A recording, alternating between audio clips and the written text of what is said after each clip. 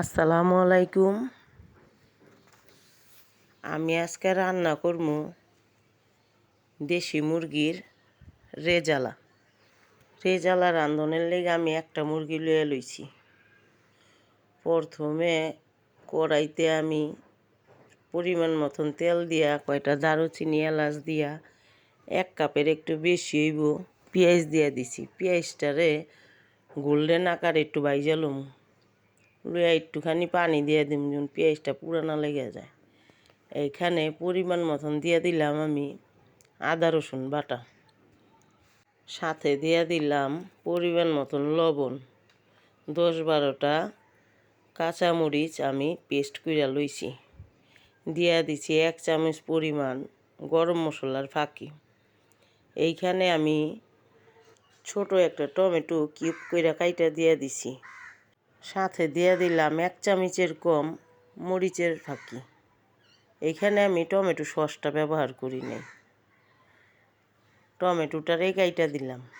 আপনারা চাইলে এইখানে টমেটোর সসটা ব্যবহার করবেন 2 টেবিল চামচ পরিমাণ।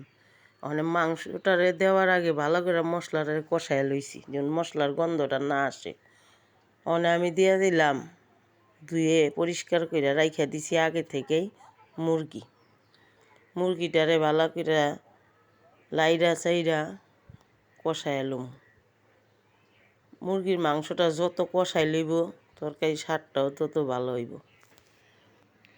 আমি এইখানে দিয়ে দিতেছি 3 কাপ পরিমাণে পানি মুরগিটারে ভালো করে কষায় লওনের লেগে। আমি এইখানে দিয়ে দিতেছি কয়েকটা কাঠবাদাম আর পেস্তা বাদাম আর অল্প পরিমাণে টক দই। সাথে দিয়ে দেব আমি 1 মুঠ পরিমাণ পেঁয়াজের বেরেস্তা। পেঁয়াজের বেরেস্তাটা আমি তরকারি রান্নার আগেই রেডি করে রাখছি।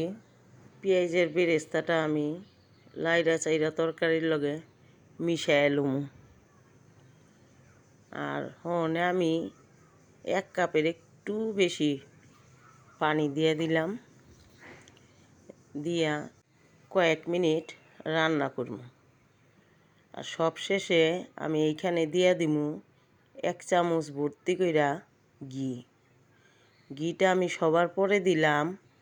ঘিয়ের ঘ্রাণটা যেমন তরকারির থেকে পাওয়া যায়, আপনারা অবশ্যই ঘিটা দেওয়ার চেষ্টা করবেন, কারণ যখন এটা পোলাও কিংবা ভাতের সাথে খাওয়া হইব তরকারির ঘ্রাণটা থাকে অন্যরকম।